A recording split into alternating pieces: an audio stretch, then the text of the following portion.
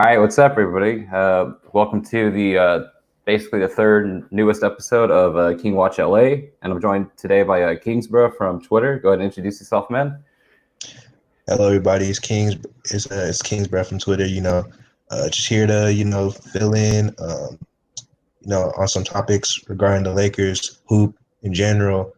I know a lot of y'all seen some of my takes over the time, so Yeah. It's gonna be a little fun to try and explain it a little bit more in depth than just going into like Twitter back and forth with a lot of people who like focus more on the narratives instead of like just on the court aspect or the hoop aspect. Yeah, and like we actually finally have some things to talk about. The Lakers played the Mavericks last night, and they did what you kind of wanted them like to do. They played with great intensity in the first half. You saw everyone seem to be basically in the condition that they were back in March. And it's cool to see that everyone took like their quarantine / bubble seriously. And no one looks to be like they just chilled, and it's dope to see. Yeah, I mean, you saw down that burst by LeBron. I mean, he's probably, at his apex. I mean, that, knowing LeBron, he's always going to keep himself in shape. So that basically that time off was just rest, honestly. Any of that wear and tear from the season just got removed. So because he's always going to stay in shape year round, and then everybody else, seeing waiters work out too, just staying in shape. I mean, with the Lakers, the pieces are there. It's just them staying focused, making sure they take care of the little stuff. So it was good to see, them stay sharp defensively, stay sharp on rotations. AD still being active, so they kind of picked up where they left off pretty much virtually. They're just trying to fill in the voids from Bradley. Yeah, like to be honest, I couldn't tell there was much of a drop off from March till now. Everyone seemed to that was on the team from there to now. Same concept, same rotation, same just offense, defensive schemes, and it's just cool to see that they're going to be ready for July 30th when the Lakers do face the Clippers. It doesn't seem like they're going to need any walkthrough. They already seem to be ready. Right, and from what I was saying, people saying Caruso didn't even play, and that's an impactful guy for their scheme, both for their rotations and just for defensively and offensively. Always being in the right spots on offense.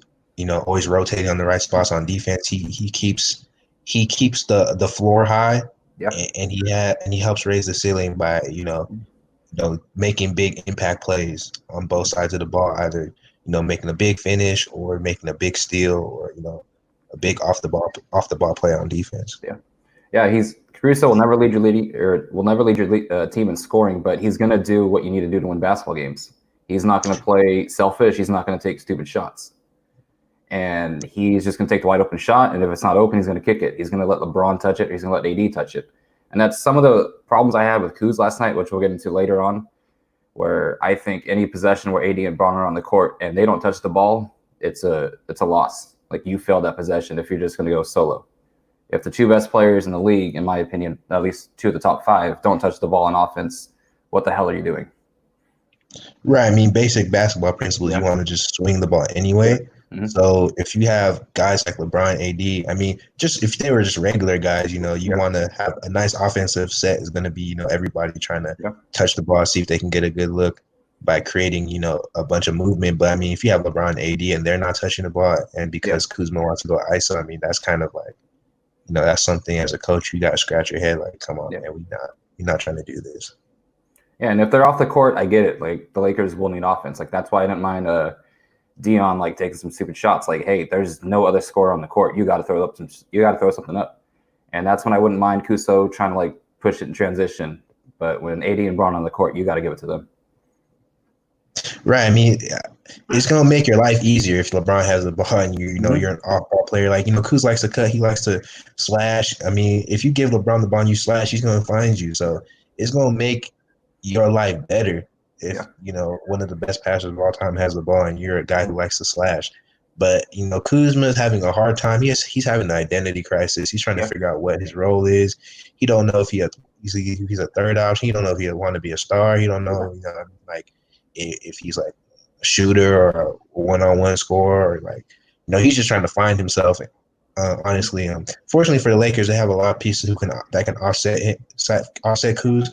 I mean, but if Kuz ever finds something consistently offensively, and he ever finds that offensive, consistency with the talent he has, I mean, it's really just no beating them. But Yeah. because I mean, for whatever reason, Kuz, his best talent defensively is guarding wings, Yeah. which is the most important position in playoff hoop is the wing play. Yeah. For whatever reason, Kuz is very good at guarding wings. He can't guard anything else. He can't guard post players. He's not good at guarding guards. But I mean, he's great at guarding wings for whatever reason. So Yeah. that's a special surprise for the Lakers that they could utilize, especially having Markeith on the team. Yeah, and so like you said, Caruso and Markieff didn't play, so we got to see a little bit more extended minutes of Dudley yesterday. We got to see, so more Dudley. We got to see J.R. Smith. We got to see Dion, and I really like what Dudley brings to a team. If he plays in any game in the playoffs, it'll be probably 4 minutes max. I don't see him getting that much burn, but he is able to come off the bench and just play his role and rotates, defends, passes, and then will shoot the open shot. He will not do anything he's not comfortable doing, and it's cool to see that. If Kuz is in foul trouble or Markeith's in foul trouble, he'll step in. Yeah, Dudley. I mean, he's that type of veteran, like floor spacer, great team defender. He's gonna come in. He's not gonna be a liability in the time he's there. So that's the greatest thing about him. He not only will he give guys breathers, but he actually helps your team while he's on the floor. Like he's not just somebody that you're gonna throw in and hope that your team can just maintain the pace. Dudley's a guy you can throw in and you could possibly go on a run when he's in there. So that's always a nice little piece to have. A lot of people are underestimating the Lakers' depth because it's not flashy with the names and they don't have flashy skill sets, but they have a good fit in terms of how the Lakers want to play, especially around their two stars. It's a good fit, and the fit matters more when you're trying to win a chip. I mean, if you look at the Raptors last year, it was all great fit.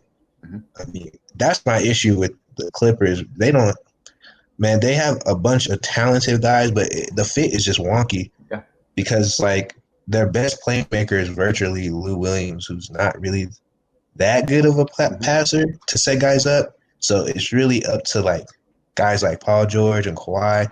They have to consistently be able to get theirs. I mean, they have a bunch of guys who can get theirs and they can play in a flow of a scheme, Lou, Reggie, Kawhi, Morris, Trez. They can all they can all score and they can all do multiple things with the ball. So they're not really specialists, but there's no cohesion with it. So you see it when it gets to the nitty gritty, in the crunch time, it's going to come down to either ISO or a Lou Will pick and roll. Yeah. So it's pretty much, predictable. And, it's not like LeBron, where, the Lakers come down to the wire, it's going to go down to LeBron's hands. But that's one of the greatest passers of all time. So he's going to always put pressure on your defense in terms of making sure you're in the proper rotation, where it's with the Clippers, it's going to be an ISO possession and you got, try and force Kawhi into a bad shot or, Lou Will pick and roll. You're probably just going to blitz a pick and roll. Make Lou Will make a pass over guys. So, what I'm saying? They lack creativity, and I think in my opinion, when it comes to creating for the Clippers, but they do have firepower and the guys can score. I mean, the ISO scores and pick and roll, but they have a bunch of good guys who are good at ISO scoring and pick and roll. So you know what I mean? So it's you know what they're gonna do, but they're also good at doing that. So but I like the Lakers in terms of how they match with them because AD can switch anything. LeBron can switch anything, especially on the Clippers because now they're small because they have Marcus Morris, so now they're smaller. Lakers got a bunch of guard defenders they can throw at Lou Will. They got Caruso, they got KCP, they got Danny Green. I always tell people coming into the year, I mean, when I saw them have Bradley, I was like, Lakers have, some of the best guard defense in the league. And I was telling people before the year, because people were before the year, they were telling me, oh, Lakers are going to be terrible defense. I'm like, no, Lakers, if they do what they need to do, they'd probably easily be top 10, might be top 5. I did not foresee top 3. I mean, that was basically LeBron just starting to care on defense because, if he didn't care, they weren't going to be a top 3 defense. But you saw seeing with the film, he's really took AD's challenge to try and make all defensive team. He's definitely second all defensive team worthy. I don't know if he'll get it because there's a lot of other good guys too. Ben Simmons, Bam, Jason Tatum. A lot of good guys deserve, all defense team. But Bron is definitely competing with that spot, and that shows on their team defensive rating. It's like you can't you can't say that like LeBron doesn't try to guard guys, or the guards the Lakers have aren't that good defensively, and somehow they're still top 3 in the NBA in defense. That's not all Dwight Howard and AD blocking shots. Like, we can watch the film and we can see Danny Green can still plays cohesively, and he still plays consistently on defense. He's regressed a little bit, but he's still got good size. He's still smart overall. KCP's fast, athletic, got great hands. Caruso, great off-ball defender. Bradley, when he was there, one of the best pressure defenders. We seen the league at the guard spot. So they got a lot of talent out there. And then when Kuz finally started guarding wings, then they started solving their wing problem a little bit, because you saw, one of the things everybody said was, well, the Lakers struggle with wings because you only have LeBron. You're not trying to have LeBron guard, wings all the time. But when they started having, Markeith, and they started putting Kuz on wings, you start seeing them play better against the Celtics. They play better against the Bucks. They play better against the Clippers, because now Kuz was guarding the people he was supposed to be guarding, and they had a big who could switch onto the wings, and Markeith, and could also space the floor as well. So Lakers have it all in terms of the team. It's just not flashy. You know what I'm saying? Like, it's gonna go. The ball's gonna go through AD and LeBron's hands, and everybody's gonna play off them. But it works. It's cohesive. And ultimately, when it comes to winning a title, you want to be complete. That's all that matters at the end of the day. I mean, all that flash in terms of each guy has this type of skill set that's aesthetically pleasing. It's not going to matter if you have weaknesses. I mean, that's one of the faults I think is a problem with the Clippers again too, is that their guys are very talented individually, especially offensively. But then look at things like team defense. I mean, Kawhi and Paul George can't protect the rim and play on the wing. You know what I'm saying? Like, I told people that from the summer. Immediately when they made those moves, I'm like, bro, they have no center. Like, they have one, Zubac. He don't even play more than 15 minutes a game. I mean, he's good in the 15 minutes, but it's like, can you really play Zubac more than 15 minutes? I mean, if you could, Doc would have done it. And I've seen it. Like, Zubac starts to get tired, slow, start to pick on him, and you know what I'm saying? And he starts to just slow things down, which is not what they want. And then he also takes time away from Trez as well, and that's give and take, because Trez is a value part of making sure their offense has more more flow and more versatility. So they can't play Zubac too much. When they had Harkless, they were still small, but the Harkless is a really good tweener. He's a good piece for that team. Very, very physical. Can guard on the wing, can guard forwards in the paint. So, he kind of shored up a lot of things when he was there, in terms of their lack of size and their athletic defensive ability. He definitely shored that up.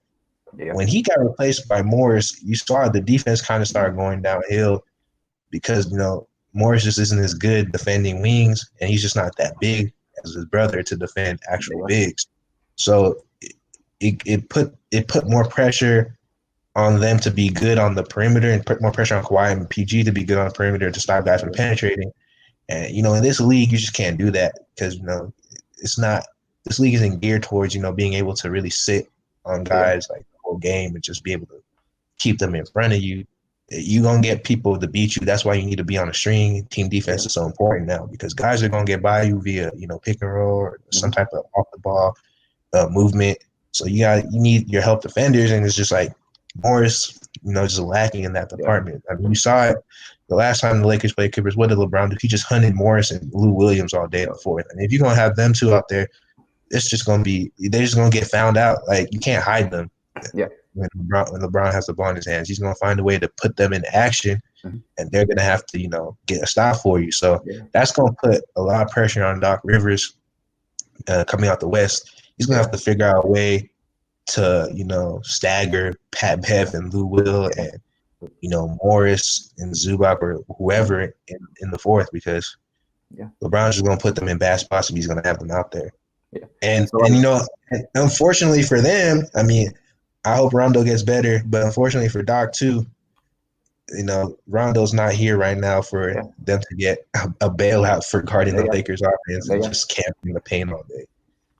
So just kind of like piggybacking off what you're saying, like with just going back to Dudley, he plays like he's not like a great offensive player, but he's two ways. Mm-hmm. All the pieces around LeBron and AD are they're not great like offensive players, but they're two-way players, and that kind of fits their scheme. We're gonna have Bron, AD handle the stuff. You play defense, you do whatever you can on offense, and the rest is gonna like figure itself out. That's why they gel so well together. That's why they're 49-14. They picked the team to put around AD and LeBron, and it matches well. They might not be these star names like what you said is true for it all. They're not going to have like Lou Will puts something up like who else has had two superstars and two players that average 18. The Lakers don't need that. We just Mm-hmm. need LeBron and AD to do things, and then everyone else just do their shit. We don't want to like we don't want to be the greatest offensive team ever. We want to be a championship team. We want to be great on offense, good on defense, and that's what wins championships.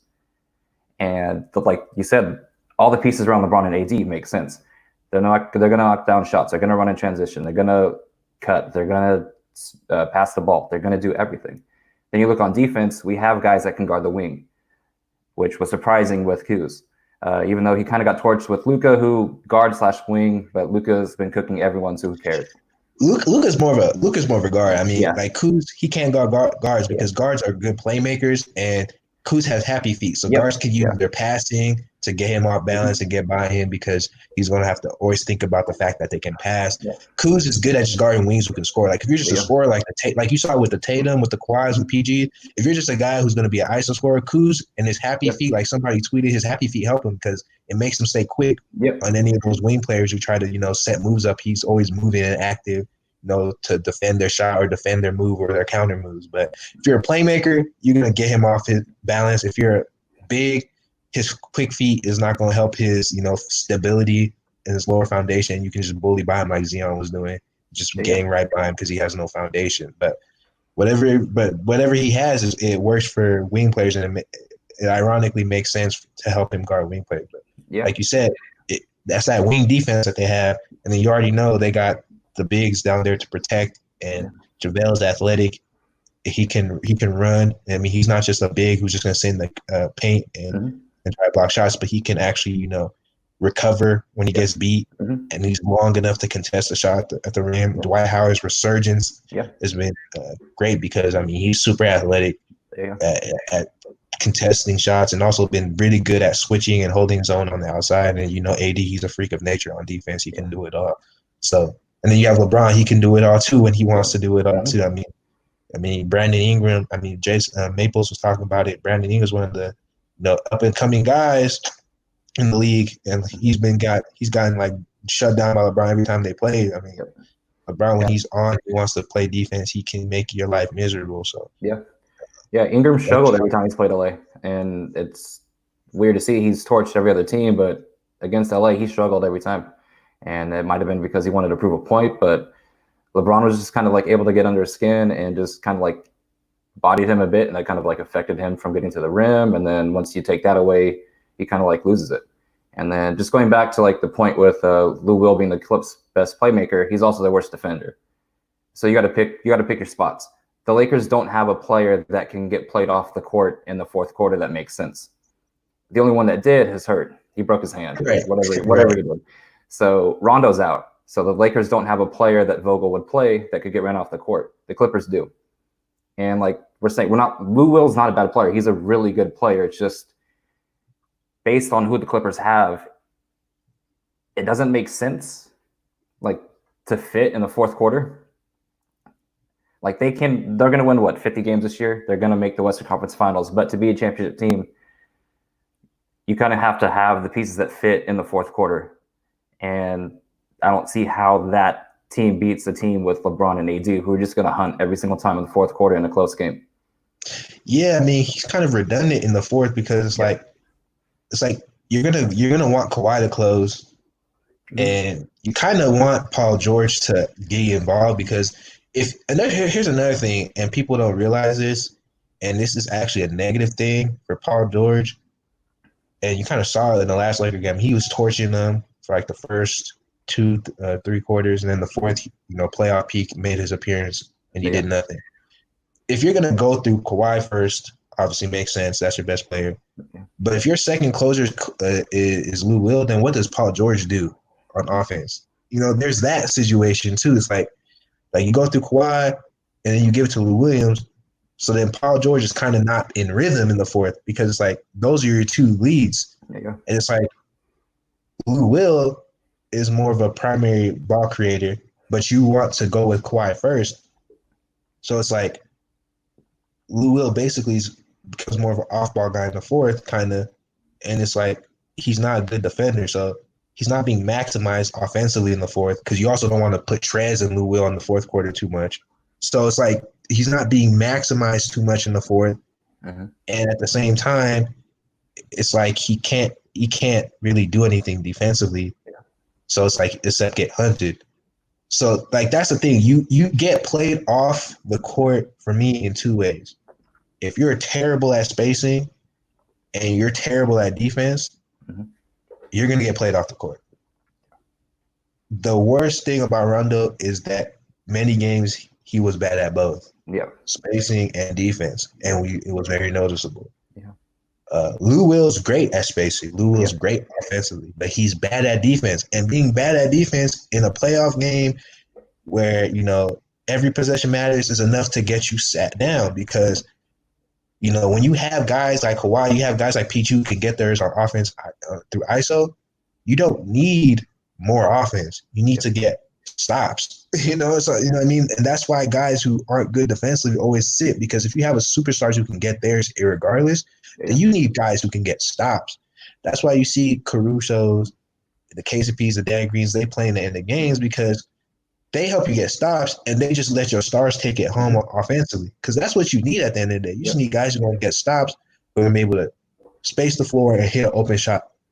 You don't need them to start doing all this other stuff. Like that's for the other points in the game. Yeah. You know what I mean? Like you don't need Reggie Jackson. Like Reggie Jackson had a good game. Where was he in the fourth quarter? Nowhere. Because it doesn't matter. It doesn't matter. Like it doesn't matter because at the end of the day, you're gonna go home with your stars. So you need to have guys who can play around your stars. That's what matters at the end of the day. Unless you got like a team like the 04 Pistons where you just have like by a platoon. But if you don't have that, you're playing around your stars and you're going home with your stars, then you need guys who can play around your stars. So all that other stuff in terms of having, individual guys who flash, like it has to fit, man. It just has to fit. And the Lakers just fit. It's the their main issues is, that lack of a creator outside of LeBron. And then they play too many bigs too many times. And that big stuff, a lot of it is politics. So you can't really talk too much about that because, Vogel's going to do what Vogel's going to do with AD. But the playmaker, a lot of that is roster limitations.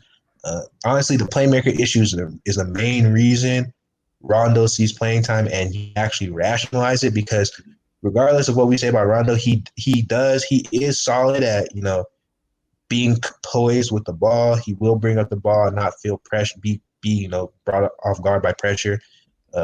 He can get the consistent pass to AD to get him the rock. He can also find great angles to the rim and finish, and also find great angles to set other guys up.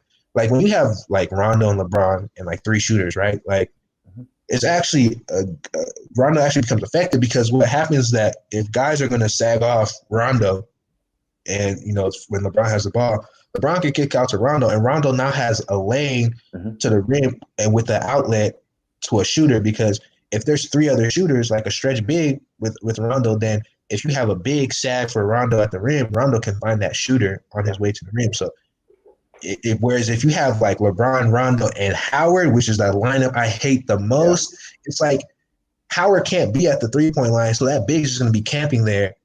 And basically, they're just going to wait for Rondo when he gets the ball.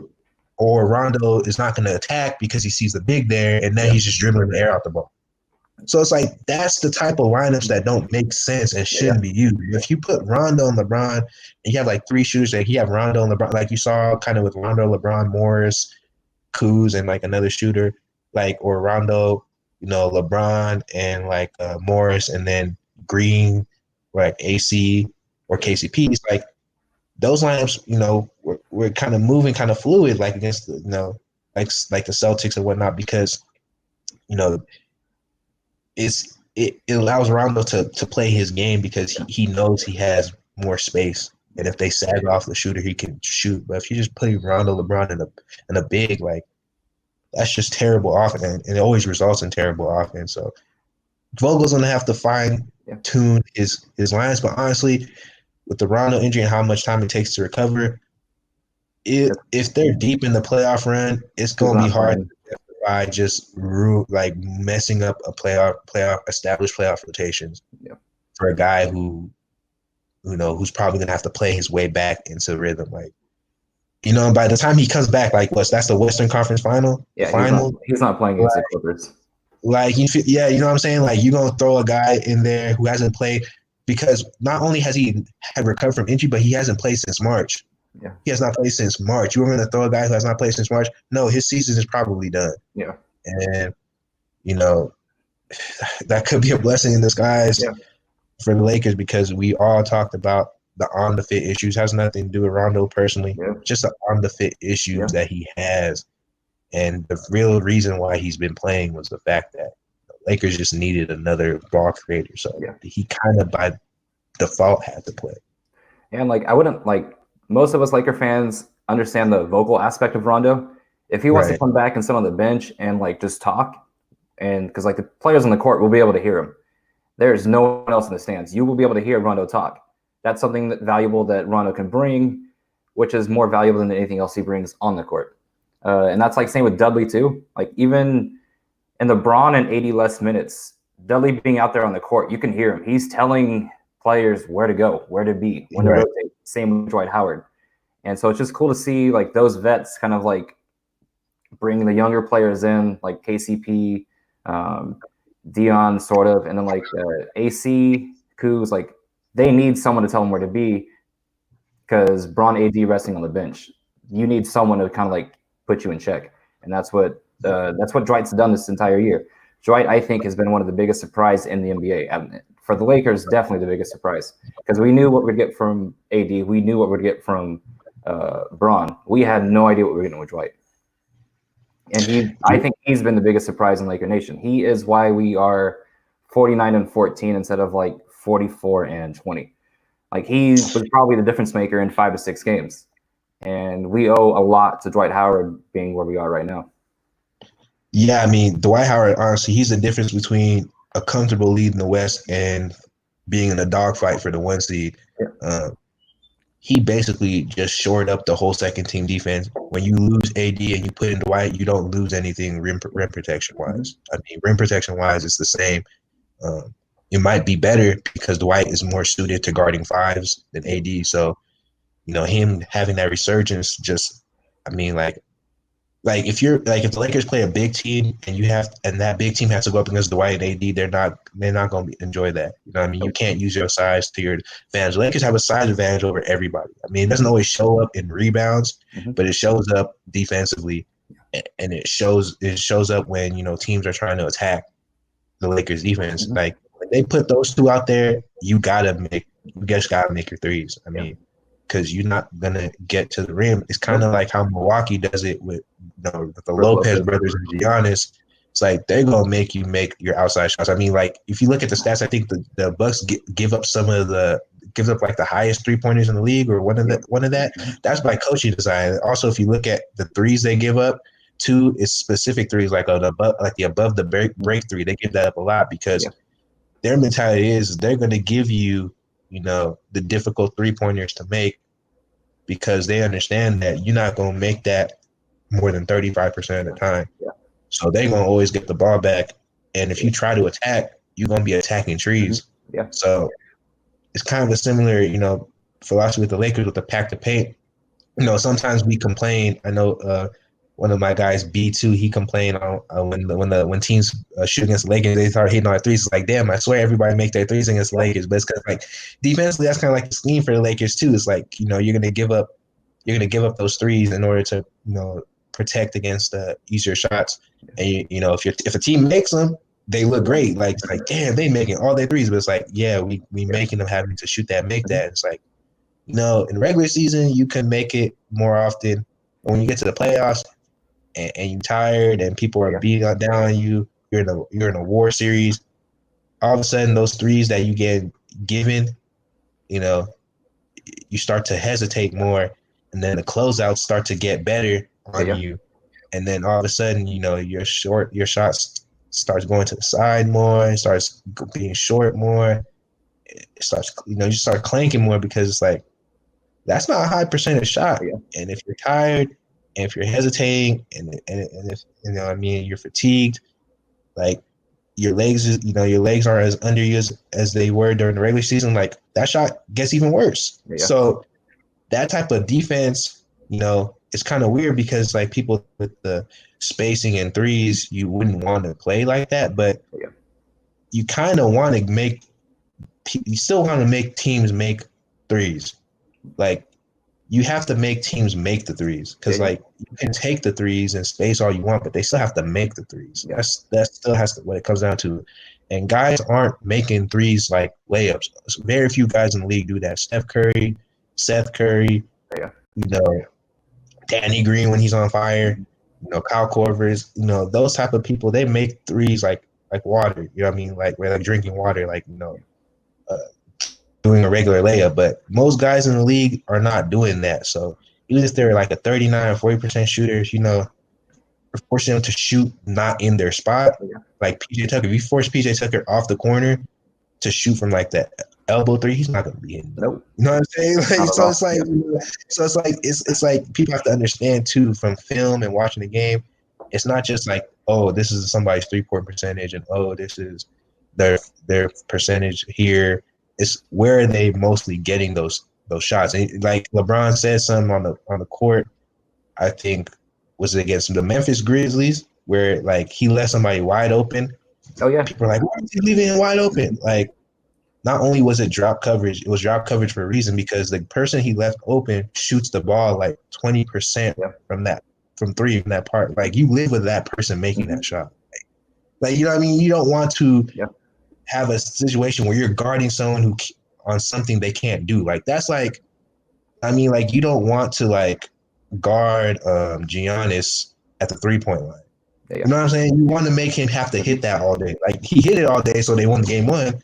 He didn't hit it all day the last time and they lost. So you know what I mean? You want a guy who's not good at doing that to prove to you that they can beat you. Like you can't win it all. If someone's on fire, you just gotta tip your hat. Like guarding LeBron. Like LeBron's hitting his jump shots. Like what can you do? You can't do anything. You can't guard him. Like you can't help. He's gonna find the open man every time. You can't, like you can't play him too close because he's gonna blow by you and finish at the rim. So it's like he's hitting his jump shot like, and he hits them to win. Like they're just better. They just beat you. So if like Giannis hitting his threes and they win the chip because Giannis was shooting 37% from threes, they just deserve to win the chip. Like what can you do? Like they were better. Like, but you always have to play to your game plan. You always got to play to the scheme. You always got to play to the film. Like what you scouted. Like you can't just go away from that. On the court, film matters a lot. I mean, unfortunately, the average fan doesn't understand that, and they don't care to. They want to talk about narratives all day, but that type of stuff is what coaches are thinking about when they're making game plans. Yeah, anytime you hear James Worthy and Mike Trudell talk about, like on the Lakers broadcast, the Lakers coverage is protect the paint and then rely on your help defense to contest a three. And that's what they do. And that's one of the reasons why Bron is playing at a all-defensive type team, because he's a great team defender. He can pick pass settings apart. He can disrupt everything. So, like, you can see why he's in the position he is. It's because of AD and Dwight, but also AD and Dwight benefit from LeBron on defense. Right. Because all that protecting the paint shit, you can do it. But if you don't have someone rotating the help over, you're going to lose. And I will be okay losing a series if Giannis is making his threes. If he hits 38% against the Lakers in the finals, we weren't winning that for anything. No one's beating. Nobody was winning. Nobody winning that series. But you have to game plan in certain ways. And like you said, the average fan doesn't care. And like that's why I've enjoyed this. Like we've talked 35 minutes basically with no narratives. We've just talked about the game, and it's just what we see. and that's just how it's going to be against the Bucks. And if you're going to do it against who else? With James Harden, you're going to have to get up on him. You're going to have to like rotate over. And if PJ Tucker's hitting corner threes, that's it. Like you're going to have to live with that. You're going to have to live with Ben McLemore making threes against you too. Because he did in one of those games, and so did Russ. If Russ and Ben McLemore are making threes, that's the game plan. The Lakers wanted that to happen. We took the ball out of James Harden's hands. If that happens, it sucks. The Lakers should have won, but there's nothing you can do if Ben McLemore is going to make threes against you. Yeah, Ben McLemore shoots 40% from three. If Russell Westbrook shoots 40% from three, I mean, what can you do? I mean, they made their shots. You did the right game plan. You didn't let James Harden, get his lob threat. You took away his lob threat. You took away his space for him to dance and create step backs and for him to, create contact via space and like pump fakes and all that. So you took that away. You at least limited it. And you limited the lob threat, but you left Russell Westbrook open and he started shooting threes, or you left Ben McLemore open and he started making threes, and now he's scoring like 18 a game. Like that's something you can't control. I mean, that's just what happened. But with the Rockets, you shouldn't really have to worry about that because they have no size, so they're going to be way too tired to consistently hit shots to win the series. I mean. And the Lakers size too is they're athletic. Like it's not gonna be a thing where with the Lakers you're gonna be able to like just run their bigs off the court. Their bigs are athletic. Like you even saw it with Covington at center. He had to fight all game. He don't want to do that all series, man. Covington and TJ Tucker, they don't want to have to do that all series because they know they can't just outrun Dwight and outrun AD or even outrun JaVale. Like those guys are athletic. So it's the Rockets. Their team is not good against the Lakers because the size and athleticism of the Lakers is too much. The Lakers aren't just big, they're athletic. Their bigs are athletic. The Rockets are suited to play the Clippers because the Clippers don't have enough size. So they don't have to worry about being tired. The Clippers, when they play the Rockets, are really going to have Kawhi and PG really be able to stay in front of James Harden one-on-one. I think the Clippers trying to double team Harden, like it makes them play slower and it gives the Rockets chances to come back in the game. Even when the Clippers are up, the Rockets aren't out because the Clippers aren't, playing. They're not playing, organically enough to stay in rhythm. Like they're having to trap Harden up high and always be worried about Harden slowing down the game, which then slows down their offense, slows down their offensive guys, makes it more half court. And, the Rockets have a lot of switch guys, so they can force misses and force stops if you're going to be going ISO and pick and roll because they can switch. So it's like they're going to always get stops to get their chances. And it's like if you're having to double team James all the time and leaving guys open and you're not punishing them inside for easy shots, you're basically making a jump shot battle or like a ISO battle. And the Rockets have one of the best ISO players in the league in James Harden. And then Russ can get to the rim like the best of them still at this age. And he's kind of had a rejuvenated year, kind of having more of a feature. And James Harden kind of playing off him so that – because, guys aren't going to leave James Harden. So, Russ is getting more one-on-one looks, which is helping him out. But, at the same time, it's kind of hindering James Harden because he kind of wants the ball in his hand. Otherwise, he's not as effective offensively. But – D'Antoni's trying to find that synergy. But against the Clippers, they can make it sloppy enough to where they can stay in the game. That's kind of what you saw with the Clippers-Rockets games. A lot of them were just sloppy because, Rockets make a half-court game. Clippers can't take advantage of the lack of size, and it's just like it basically just becomes half-court. Who's better in the pick and roll? Who's better in the ISO? And if the Rockets get the Clippers, they would want that. The Rockets don't want a team like the Bucks. They don't want a team like the Lakers who's going to, run and throw it to their lob threats, punish them inside with post game, drive and finish over their, 6'9" dudes because they're not that big and they can't really rim protect. Like they don't want to play those type of teams. They'll get destroyed. But they want to play the Clippers. They want to play a team like that who's focuses on being small. They want to play a team like the Celtics who's focuses on being small and quick and undersized and just get into a half court battle with them. That's what the Rockets want. And they're not going to get that with the Lakers and Bucks, unfortunately. So I don't think they're going to be much of a threat. Let's get into our next topic with Cruz. Do you think he can step up to be that third consistent player the Lakers need in a series to win a championship?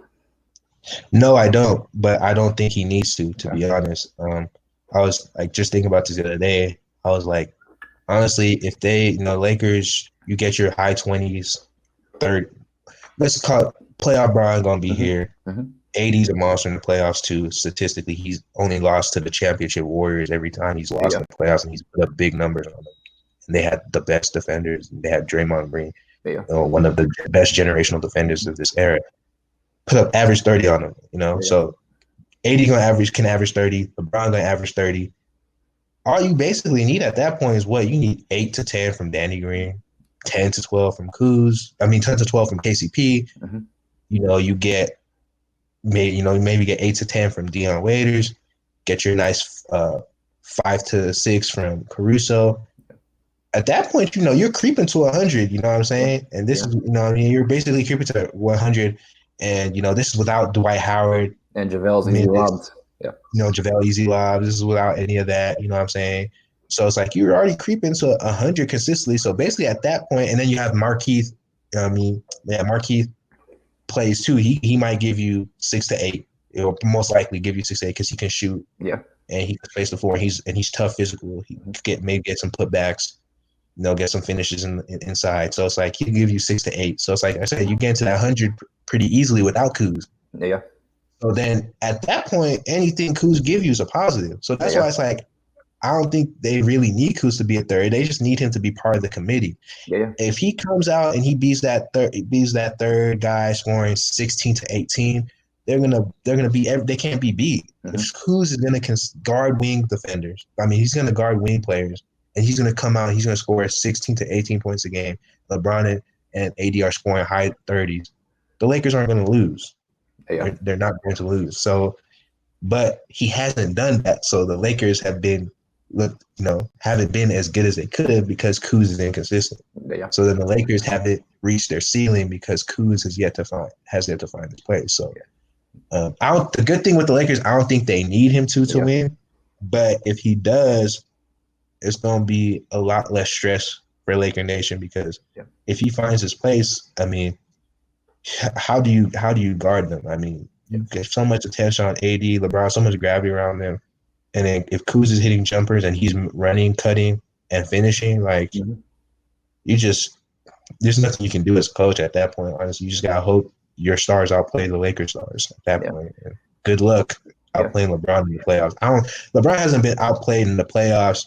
I think he hasn't probably been outplayed in the playoffs since since he choked. I think the only argument you have is KD in that 2017 season, where his first year with the Warriors, where he outscored Bron. He put a lot of points on Bron, but Bron battled him right there, was scoring on him too. Had a triple double, had 30-point triple doubles. For me, it was kind of even, but I would understand if you gave the nod to KD because they won, and KD did. He had an amazing all-time series offensively. But other than that, it hasn't been a series where LeBron has been outplayed in since he choked against the Mavs. Yeah, the Mavs. So, asking a star to outplay LeBron is asking for a lot. If Kawhi does it, then it's his time. If Giannis does it, it's their time. But it's asking for a lot, and KD had to be with Curry and Clay to do it. So, you know what I mean? He was on an all-time team when he did it. And then when they met the second time, he got destroyed. LeBron came in game one, dropped 50 points, 30 of it on KD's head. So, you know what I mean? And that was when LeBron didn't have Kyrie. So it's it's hard to ask a guy to outplay LeBron James. So, and there's not many in the league that can do that, if any. Yeah. So if Kuz is playing well, and then it comes down to you have to play the Lakers stars, that's not going to be. You're probably going to lose that series. But the thing is, you can't trust Kuz to do that, though. That's the problem. I think what's more importantly is Kuz needs to be one of the best 5 defenders for the Lakers, more than the third offensive threat. If he buys in defensively, that means way more than whatever he can give us on offense. Because, like you said, the Lakers can get to 100 points easily, because you get 30 and 30 from the 2 stars. Then you just need 10 to 8 from a couple role players, and you're already there. And that was going to happen eventually because LeBron and AD, their minutes going to increase. They're going to be closer. They were 34 and 35, which are the lowest they've basically had LeBron ever and AD since I think his rookie season. Right. So that was going to happen eventually. So they're going to get 30 and 30. KCP, I think KCP averages double digits in the postseason. Same with Danny Green. Keith, probably 6 points, hit 2 threes a game, like average out. And then Caruso, depending how many minutes he gets in the second and third quarters. And then we'll just go from there. And if Kuzma can give you 10 to 12, it's Lakers hanging 17. If he's 8, they struggled to get 17, but I still think they can do it. I don't think there's any way they don't get it because, again, if Kuz is a top 5 defensive player on the Lakers team, that's more important to me than him being the third scorer. Yeah, I mean, he just has to guard wings. Like when Tatum was destroying the Lakers and and I was saying I was tweeting that out. You remember I was like, throw Kuz on him. Kuz gonna shut off his water. And then they threw Kuz on, he shut off. We all thought you were joking. We were like, no. We were like, hell no, don't do that. Y'all thought I was trolling. I was like, nah, put Kuz on Tatum and watch what happened. And they put Kuz on Tatum. What happened? He shut off his water because Kuz, for whatever reason, is good at guarding wing players. So if he just guards wing players, that takes away a major weakness for the Lakers defensively. And now they're a complete defensive team. Like, it's to the point where even his detractors are like, yeah, he can play defense on the wing for whatever reason. Yeah. So it's like, if he can just do that, like, anything he does on offense is a plus at that point. Because if he just consistently guards the wing and he rebounds like he's been rebounding these last few games before we had the COVID-19 situation, then anything he does on offense is a plus. For me, the dark horse 3 option, Waiters Island. Waiters Island. Y'all need to believe in Waiters Island. That's going to be a surprise, man. If we have a segment of Waiters, I'll tell you why I think Waiters Island is going to. And let's get to the Dion section. You were one of the leaders in Lakers Twitter for the Lakers to sign Dion, and it's paid off. From the scrimmage looks he got last night, you put him in the pick and roll, he can get you a shot for himself, or the defense will rotate and he'll kick it out. And you saw that in scrimmage as well, where he drove to the basket, and I believe he swung it back to Kuz or Dudley. They missed, but it was a wide open 3. The Lakers needed that off the bench because Rondo is going to over dribble and not do that. He might pass it 1 out of every 4 times because he'll just keep dribbling until it's a wide open assist. Dion gets it out of his hands. He doesn't force anything unless he's going to throw it up a shot. Right. And then the thing with Dion too, like me, I was talking, I think one of my mutuals, Proctor Ash, he was talking about on Twitter, Dion is a scoring threat out the pick and roll. Rondo is not a scoring threat out the pick and roll. No one's going to respect Rondo to hit that step back jump shot at all off of 1-on-1. No one's going to expect Rondo to do that. Dion can hit that. Yep. He can hit that like everyone saw. He can dance and hit a one tough midi, playoff style midi on people. And he can get to the rim. He can shoot pull-up threes. And he can find the open man. And that's all they need him to do. And the thing is, he showed in Miami he could do this on starters. Yeah. With the Lakers, he's just gonna have to do it on the second unit guys, on role player guys. That's who he's gonna have to do it on. And the thing with Dion is that he's good when he's in a role where he's being asked to create. He's being asked to score.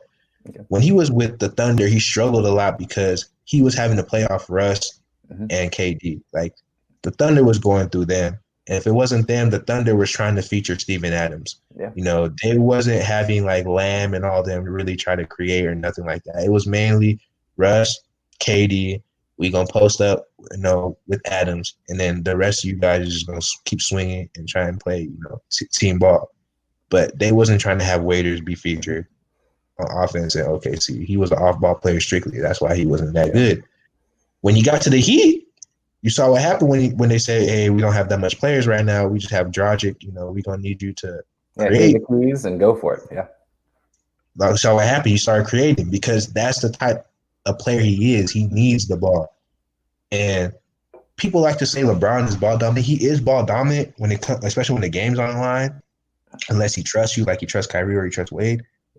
But he doesn't like to always have the ball. He likes to make his life easy and not have to bring up the ball. Yeah. He likes guys who can score and can let him rest offensively, or he can let him have easier looks offensively, because when LeBron has the ball, he understands the defense is all geared towards him. Yeah. They're all see that he has the ball, and they're all ready to play the film that they've studied on him. He knows that. That's why he's always methodical. He's always trying to read. He's always trying to see how the defense is going to react to what he does before he really attacks, because he knows that they're studied him, and they're going to, when he has the ball in his hand, they're in their defensive set to stop him. When another person has the ball and LeBron gets to play off ball, it's easy because the other team, if the guy who has the ball can score and is a threat, they have to care about him. Yeah. So that lets LeBron set up easier off the ball and play more one-on-one off the ball, and that lets him get into better spots off the post or off the elbow, and he's closer to the rim with less help because guys have to actually guard who has the ball.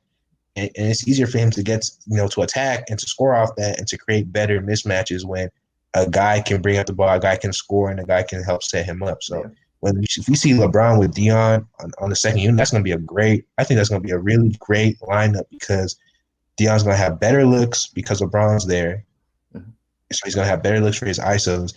And then LeBron's going to have an easier time getting, looks without having to bring up the ball, because he can get to his spot and just, fight to his spot without the ball and just set up. And then Dion is good enough to get him the ball. Dion's good enough to get the ball off the court.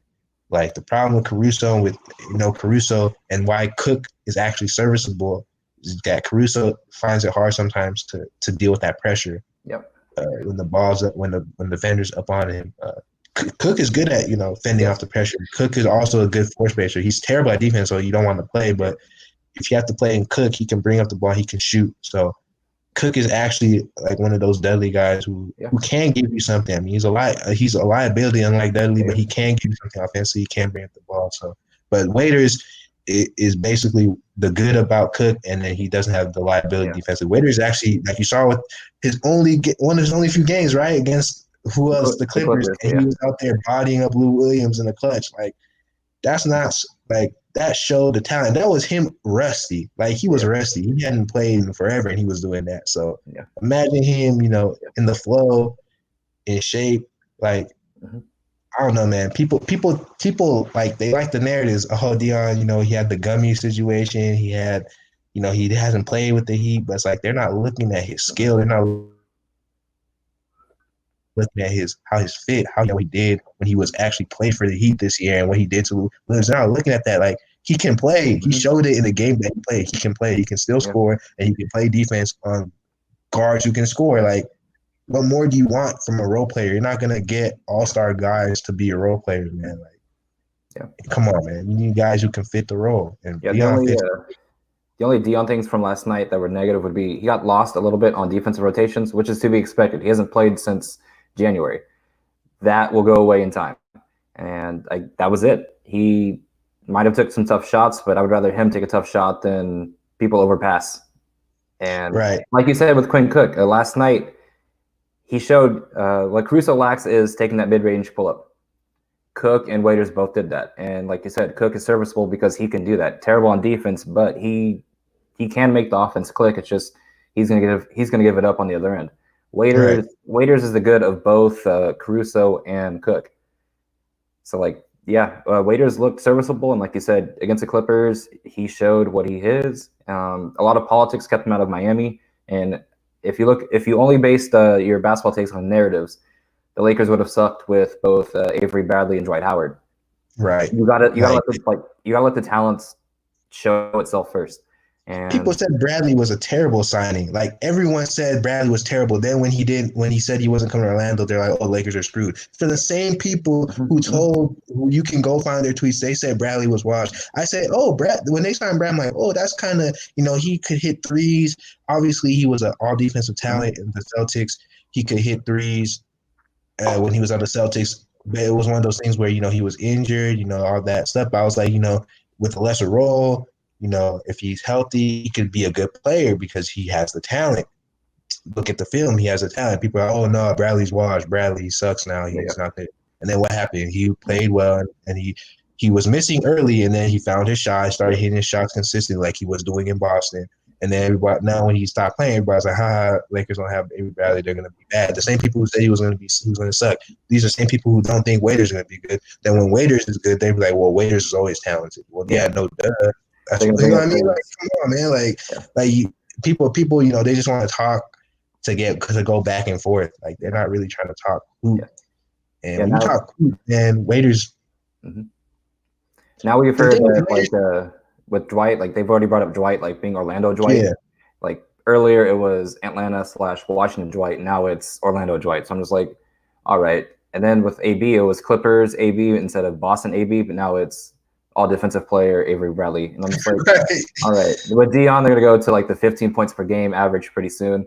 Like, of course, Braun's going to win 17 if he has Dion off the bench. Like, it's gonna shift there probably in the second round. Yeah, they're gonna go back to, oh well, yeah, you have Waiters Island, of course you were good. but these are the same people who are laughing at him for being gummies and saying how Waiters is washed, blah blah blah. But then if he starts hitting, it's gonna be, oh, you have Waiters Island, yeah, you should be hitting. But it's like, you know, the thing with Waiters that people are gonna have to live with is that he's gonna be one of those guys. He's kind of like JR, who is funny enough on the Lakers. It's like, he's going to take bonehead shots, but it's like you need him to take those shots, to keep the defense honest, to remind the defense that he's going to take those shots, and B, because he can make those shots. Yeah. And because he can make those shots, you'd rather a guy who can make those shots take those shots than, like you said, keep trying to pass the ball and then you don't get a good look. You don't get a look at all. Because that happens a lot with the Lakers. They don't get a look at all because there's a lot of guys who can't really create when LeBron is off the floor and AD's off the floor, or when AD's on the floor and they're doubling the post and other guys can't create outside. Yeah. Dion can create. So if you're going to live with somebody taking a contested shot, you want it to be him because he can take and hit those shots. And, you know, the Lakers, they got everybody in the spots that they need. It just comes down to the rotation. I mean, I was so happy when they signed Markeith. It showed up immediately. Even when he wasn't even scoring, just his presence there, putting guys in their proper place. Yeah. You know, spacing the floor is a big because they have to respect him. That in itself was off principles enough to make the Lakers look better. So imagine when he starts actually producing better. It's like I said, that's going to be a positive. And then you have Waiters with, you know, fits in his role. That's going to be a positive. So it's like they don't need that third guy because they have so many guys who are good. It's just up to Vogel to make sure they get in the right spot, and that's all that matters. I trust the Lakers guys over a lot of guys. Like the guys who are going to have to really prove something to me, for example, is like Milwaukee's role players. Those are the type of guys where it's like, especially in this type of environment, you know, a lot of those teams, home court matters for those type of teams. Like home court matters for those type of role players. Home court matters for the George Hills. Like you saw in the Warriors game 1 with the Cleveland Cavaliers. Home court matters again for like George Hill. And like if you don't have home court and it's like no crowd, it's basically like just a regular ass environment. You just have to make the play. Some of those guys is gonna fold because like, damn, I gotta make a play, and like you don't have momentum to rely on. Like, you don't have the crowd to like, you know, get you mentally psyched up. It's like you just have to make the play. And a lot of those guys fold. Like guys like LeBron, they thrive off that because LeBron's meticulous. He's gonna make the play. That's what he lives off of. He makes a play in any environment. So if you have no crowd, he's just gonna make the play and pick you apart. But certain guys who play off the crowd, the Pat Bevs, who knows how they're going to be? They're not going to have that on their side. They're going to have to just play smart basketball and make that play every single time. Like a lot of guys who have role players like that, they're going to have to prove it. Like the Bucks are going to have to do that, and then the Celtics too. That's another team who's dark horse, but they're going to have to prove that too. The thing with the Celtics is that they have Brad Stevens. He always keeps them ready, and he always keeps them in that professional, executed mentality. So I trust that they'll do that. But like again, they're going to have to make the play, and then the Mavericks too. They're a fun team. They're exciting, but that's because you know they have momentum with the crowd at the home. It's a sweep. Yeah, you know what I mean. They have like the crowd and stuff. Like I don't like using momentum. It's like I call it like confidence. Like they have the crowds, you know, noise like helping them when they're at home hitting threes. So like at home they're blazing, but it's like when you don't have that, you just have to play regular basketball. Like all of a sudden when you're not in rhythm and you're missing, like it just compounds, and it's like they already have so much holes. So that's another team I don't think is going to do well in this environment. You go to last night's scrimmage with the Mavs. Braun didn't score in the first quarter, but he controlled the entire first quarter. Like it's just, I trust that more than whatever the Mavs are going to like throw out there in their thing. And then let's go ahead and get to like one of the main reasons why I brought you on is You've been a Bron fan the entire way. You know what a championship Bron team looks like. I want to know how this Laker team stacks compared to like those other like Bron-led teams, because like I think this is a championship team, but like I know maybe some other like the Heat team, more championship ready team, all their pieces fit as well. But I just want to get your thoughts on how this Lakers current team compares to other Bron-led teams.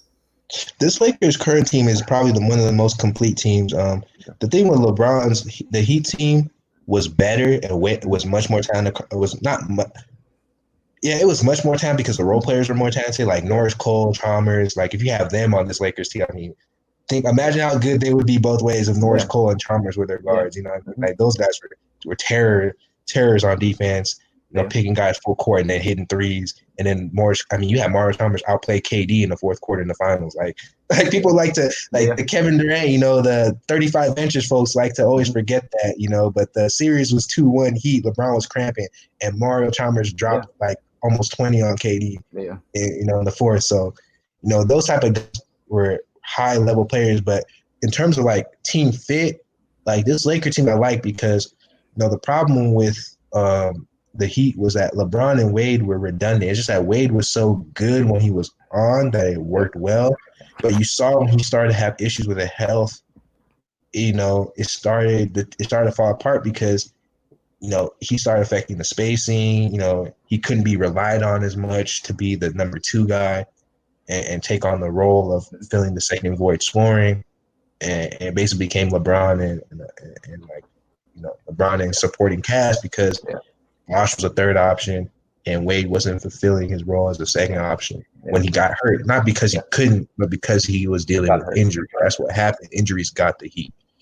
But, you know, the Lakers AD is going to give you 30. Period, point blank. Like, he's going to give you high 20s. Some way, somehow, he is going to get to 30 points or 28 points a game. So, and it's going to look effortless. He's one of the most effortless scorers I've seen in a long time. Like, the thing with the Cavs is that they have more firepower, but it was so inconsistent with Kyrie. Like, and it felt forced. To me, the Cavs scoring felt forced. With AD, it doesn't feel forced at all. Right. Like Kyrie got people because he was dancing on the Warriors. But like, for example, you look at Kyrie's last season with the Cavaliers, right? He had his best offensive season in the regular season. When he got to playoffs, he was god awful. Every game, like him and Love were on the bench when LeBron came back on playoff P and Indiana down like back then it was the record before the Clippers broke it against the Warriors. Back then it was a record for coming back in a playoff game. LeBron and the bench did that. Like Love and Kyrie did not play at all in the second half. Like he was getting backpacked then. He was getting backpacked with Toronto. LeBron was putting up monster numbers and Kyrie would disappear. He finally showed up against the Celtics. Like was it game 3? Finally showed up against the Celtics, and then he had another great series against the Warriors again, which obviously, you know, but it's like he wasn't consistent. Like that was the problem with Kyrie. His consistency wasn't good. Like even against the Warriors series, he had a bad first 2 games. Clay had him in jail. Clay had him, he had him in prison in the first 2 games. That's why the Cavs and Warriors wasn't close in the first 2 games. Like Kyrie underperformed. Then when he started performing, the game started being fun. It started being back and forth. You saw with the game 3 where KD hit the game winner, but Kyrie was on, LeBron was on, so it was close, right? And then the Cavs blew him out game 4 because they was on. Then game 5 was close up until parts in the third, but it was kind of close because Kyrie again was hitting. But it's like he wasn't hitting the first 2, so they were getting overmatched. Because he was inconsistent, but AD, you're not going to have that problem. AD, he's going to consistently give you his 28 points, his 30 points.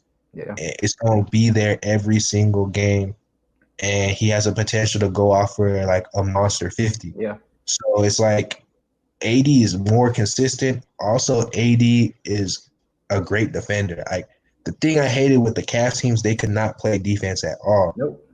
I lock LeBron on teams that can play defense because then he doesn't have to feel like he has to score all the time. Because if his team is bad defensively, then he feels like he can't play as much defensively because he has to get a point on offense because their team defense is garbage. Yeah. So he's going to sacrifice defense to make sure they're scoring more. That's why his offensive numbers were crazy with the Cavs because he was focusing on offense. But with the Lakers, he's like, I can play make, I can pass, I can pick and choose when to score because we can get stops. I can actually play defense. I have defenders around me who can play defense. LeBron, like if you go to last season with the Lakers, right? LeBron was a net positive, and one guy had a breakdown. He was actually a solid defender last year. Like all the people were focused on that bad film, but that bad film was just bad moments. But it's like if you look at him overall, he was a solid defender. And that's like the Lakers were top 10 in defense when Lonzo and BI and him were there. And, they had Kuz starting and they had JaVale starting.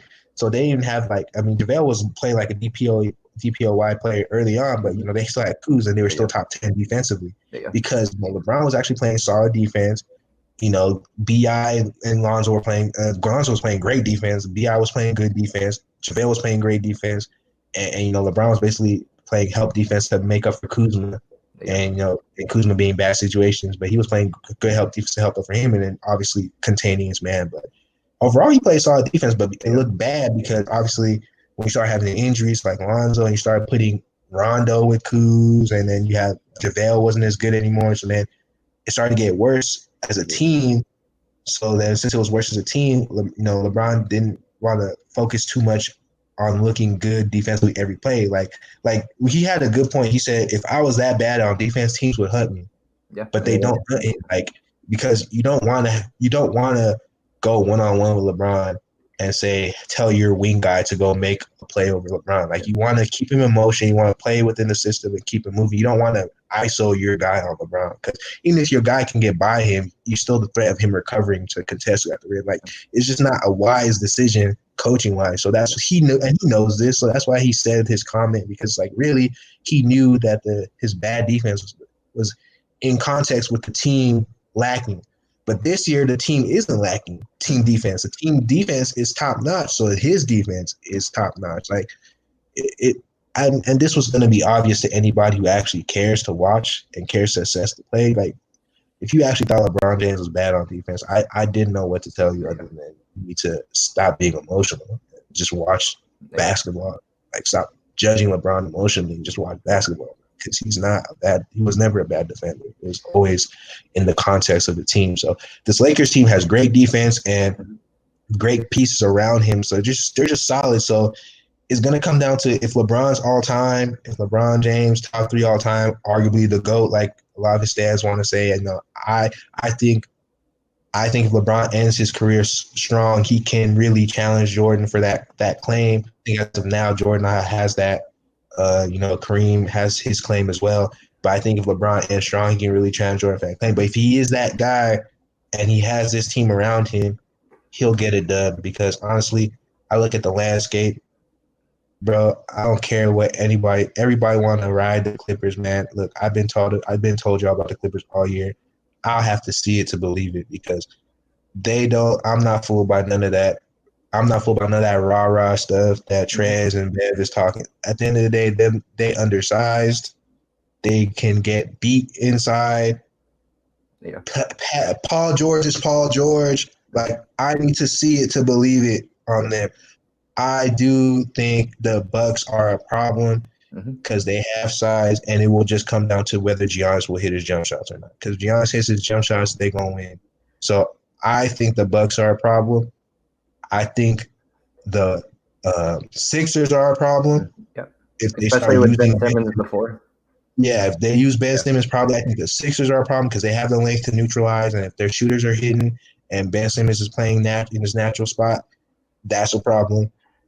The Clippers are only a problem if the Lakers let them be a problem. Yeah. If the Lakers let them be a problem, or if Paul George remembers that he can be Paul George all the time, then they're a problem. Because Kawhi's going to do Kawhi stuff. Yeah. But honestly, Kawhi is not going to outplay LeBron James in the series. I'm sorry. If anybody believes that, I don't know what to tell you, man, because he's not going to play outplay LeBron in the 7-game series on all phases of the game. However, the Clippers can outplay the Lakers And the key to that is going to be Paul George. But like I said, I'll have to see it to believe it because he hasn't won a playoff series in what is it, 6 years? Come on, man. Yeah. I have to see that to believe that. I'm sorry. So then you would say this Laker team is on the championship level that the Cavs and the Heat were? I think this Lakers team is better than the Cavs. The Cavs were not a super team. They were not. They were just very great offensively. But Kevin Love was a offensive stats guy, but he was not a bona fide superstar. The Heat didn't even have 3 superstars. Chris Bosh was never a superstar. Chris Bosh was a star. Chris Bosh was I don't even think he had an All NBA team before he joined the Heat, but he was a certified All-Star. He could play both ways, and Dwayne Wade was a top 3 player in the game when he joined LeBron, so they were a legit super team. But Kyrie's never even been a top 10 player. He's been borderline top 10, but he's never been a bona fide top 10 player in this league. Yeah. Kevin Love was a stats guy offensively, but never won anything. Kyrie never won anything. Like, Cavs were not a super team. That was the greatness of LeBron on offense.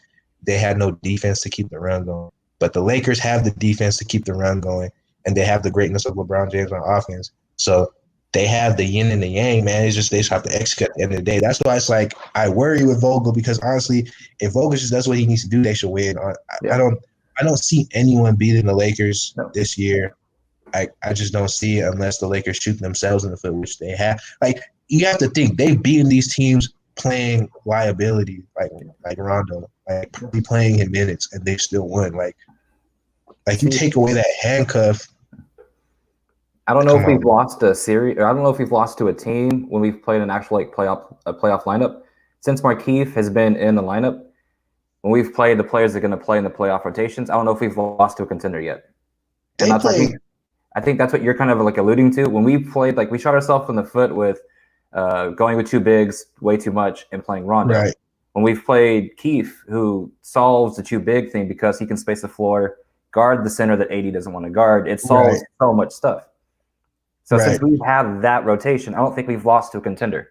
I think like they play they play the Celtics, they play the Pelicans, they play the Bucks, the Sixers, and the Clippers, and they got dubs. I mean, they got W's because they played the winning players and they played winning basketball with those players. Like, the Lakers is just like you saw it before they left. You can't beat all those teams in the second half of the season. It's not pre-All-Star break where guys are playing for stats or playing for the All-Star game and teams aren't clicking. It's the post-All-Star game where every team is serious, getting ready for a run. They played everybody who was playing serious, getting ready for a run. They played the healthy Clippers. They played the healthy Bucks. Were they healthy or are they missing Dante? I can't remember.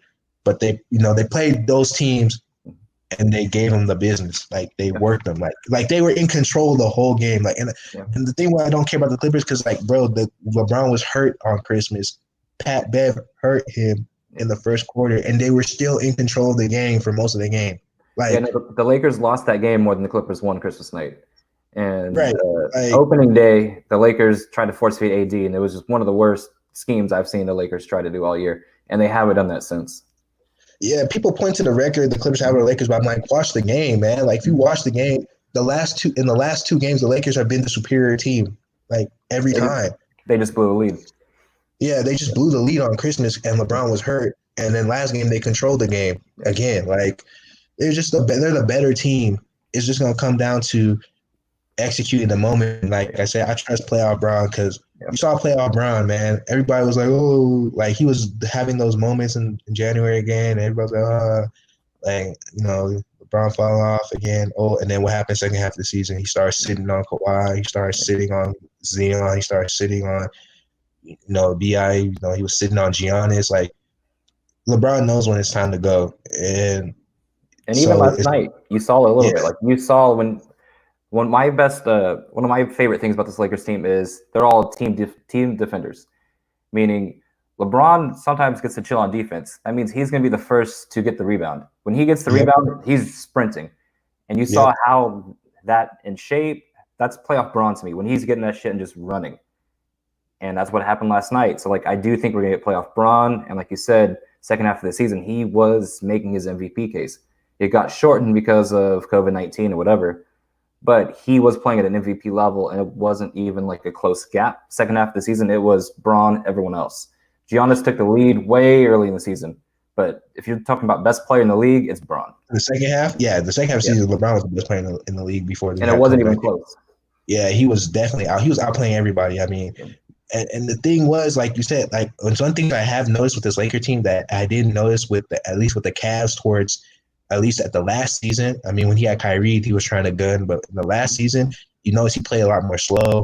Mm-hmm. He didn't try to gun as much because he didn't have Kyrie to help be his gunning mate, and then he didn't have the defense to bail him out. But with this Lakers, he doesn't run as much, but there's more moments where he'll go coast to coast. I remember, I think early in the season he did out with the Mavericks. He had that dunk coast to coast in the fourth, like after playing a long minutes, and he got that coast to coast in the fourth. You saw it yesterday off the steal, fast break. Mm-hmm. He'll push it when he knows that if something goes wrong and he can't he'll push it if he gets a bucket, but he'll knows that if he can't get the bucket, he knows he has the defense behind him. Yeah. That if they mess up, they can recover and get a stop. Like if you're a team like the 18 Cavs, if he doesn't get the bucket, they get scored on. You know what I mean? But this Laker team was terrible. Yeah, this Laker team, if you don't get the bucket, they have a lot of, active guys on defense who's going to get a stop on the other end. So it's like, he's willing to take more chances knowing he has that type of team behind him, ready to lock down. And that's the LeBron you want. LeBron, it's an issue with LeBron, like when he's not trying to score. Like you notice all his bad series, all the series where it actually him quitting, quote unquote, like with the not even quote unquote, like choking, like with the Celtics, the first name with Cleveland and with the Mavericks, when he choked, like he's not trying to score. Yeah. When he's not trying to score, he's mentally out of it. If you see LeBron trying to score, he's in the game. He's engaged in the game because he's focused on trying to get points, trying to focus on trying to attack the defense to get to the bucket or to create offense. So if he's actually trying to score, that's him actually being involved in the game mentally because he's trying to attack the defense in every way possible. If he's not trying to score, and I mean not trying to score, not saying in the sense that he's not trying to score because he's trying to set other people up, but he's actively engaged.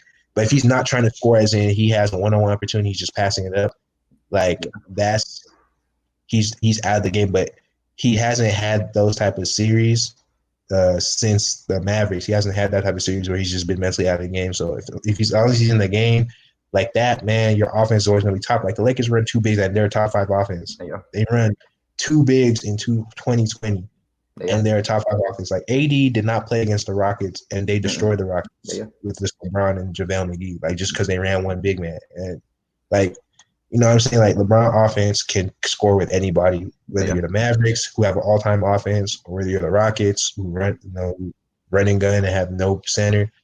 LeBron can score with any of them because he's all-time offensively, arguably the greatest offensive player with Steph Curry. So, and like you said, with Bron picking and choosing, he's able to pick and choose because of AD. And that's why people were kind of questioning the fit of Anthony Davis and LeBron, and I'm like, what are we doing here? Why are we doing this?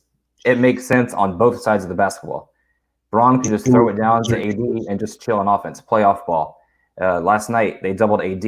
AD passed it to Bron, and Bron just swung it, and then it was a wide open 3 for DG in the corner. Like, it just makes sense both offensively and defensively. And like you said, Bron will pick and choose his moments to run. Like, he'll conserve energy on offense now with AD, conserve energy because the rest of the team can play defense.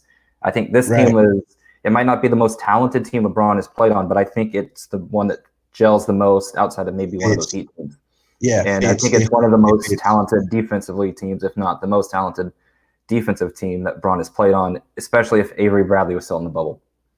Right. If Avery Bradley was there, it would have one of the top defensively. Definitely that 13 Heat team was was monstrous defensively. Because of Rio and North Cole and all that. Rio, Cole, they had, Bosch was playing at a high level. Wade was still playing at a high level. They had Ray Allen too, running up and down, still playing at a high level. So they were monsters defensively in 13 and in 12 when they had Shane Battier. But this Lakers team is right there defensively because, like you said, they have so many great team defenders, and then AD is just I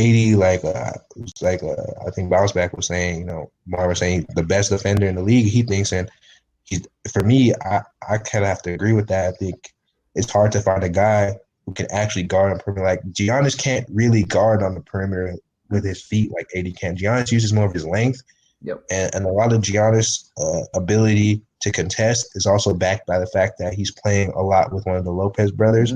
Yeah. But AD can really just man the five on his own and just switch anybody on the perimeter and man the paint by himself. I think it's similar. Giannis is a better help defender, maybe like a little bit, but even then, it's not.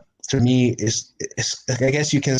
Oh man, like I seen somebody make the argument for Giannis because of his team defense, but it's like AD is a great help defender and AD's a great on-ball defender, and it's like the fact that he's really elite at all of it.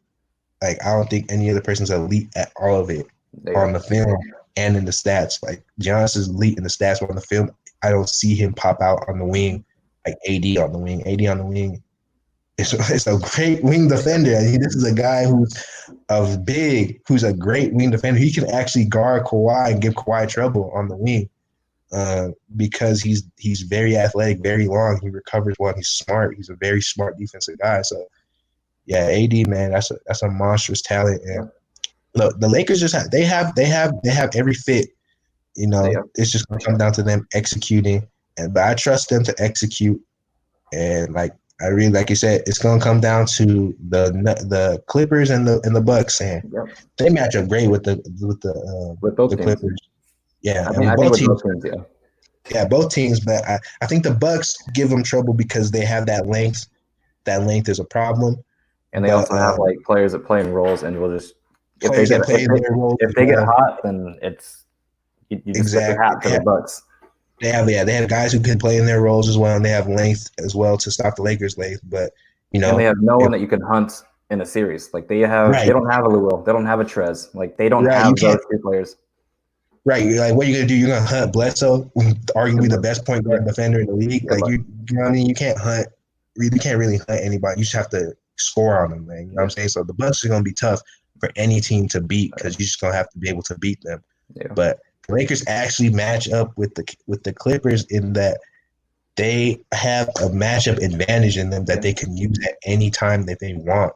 Like they can use that any time that they want. And the Clippers don't have that matchup advantage really.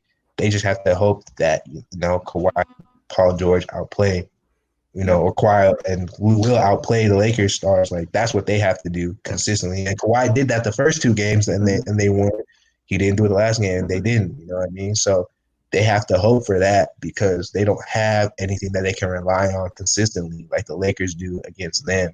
Yeah. So it's gonna be fun, I think. But I think at the end of the day, Lakers are gonna win the chip. If they don't win the chip, it's definitely gonna be the Bucks. Yeah. Like it's gonna be the Bucks because they're the only other team that's really complete on both ends.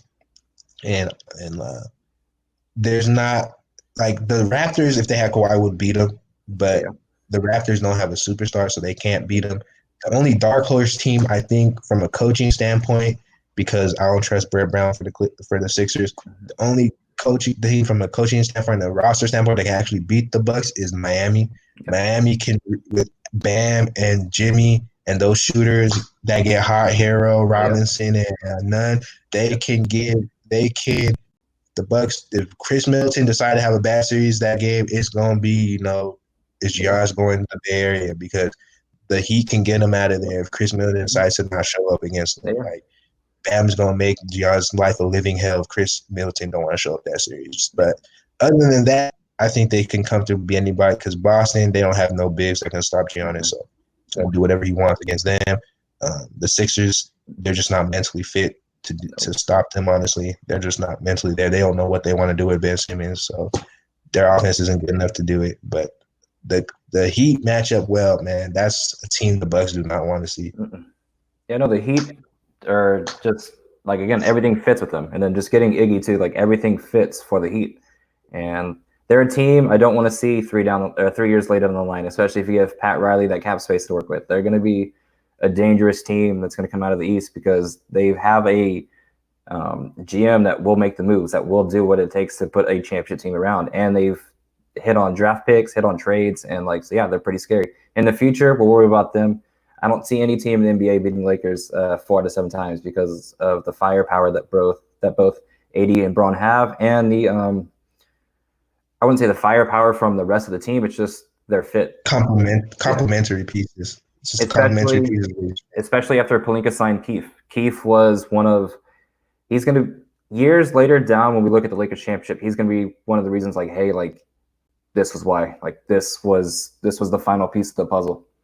He put everyone in their rightful spots. He put Kuz in his spot on defense. He lets AD do what AD wants to do while not sacrificing spacing offensively.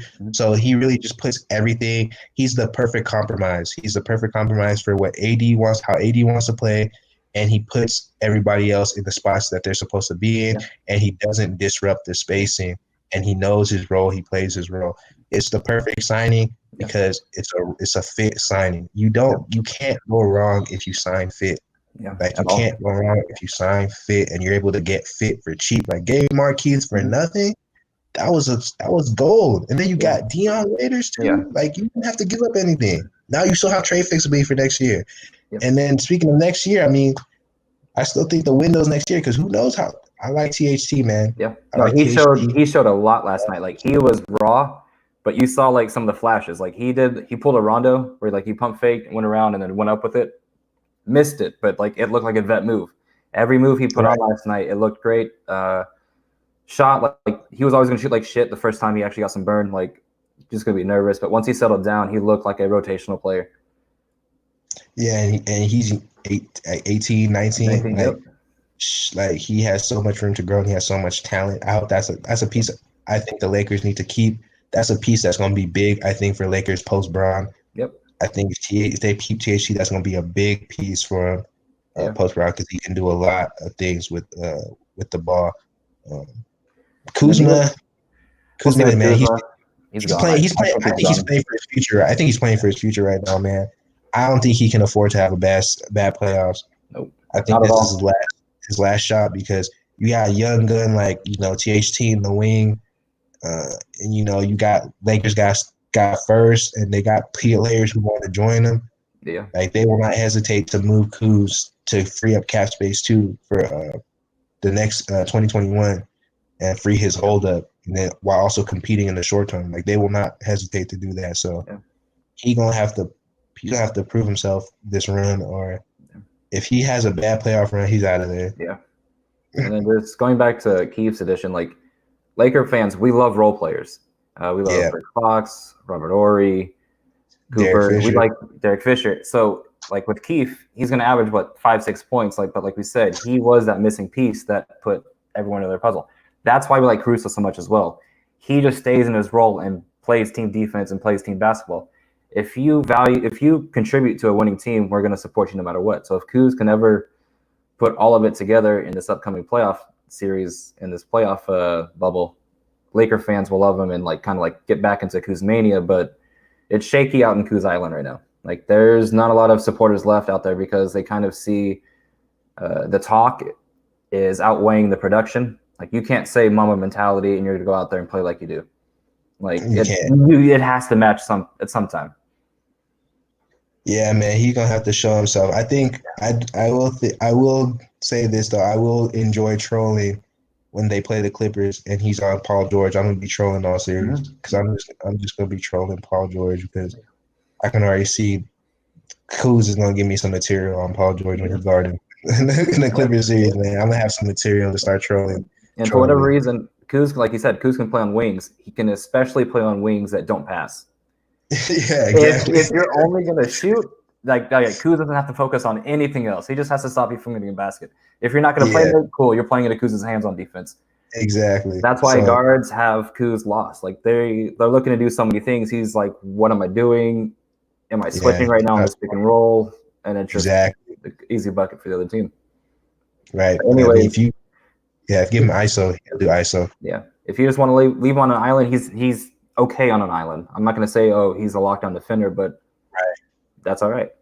Anyways, Kings, I just want to thank you for coming on this podcast and just spreading your basketball knowledge. We've been chatting on Twitter for 2 years now, and it's been dope to like hear your basketball like side of the brain and just like pick it. And this was like a really good podcast, man.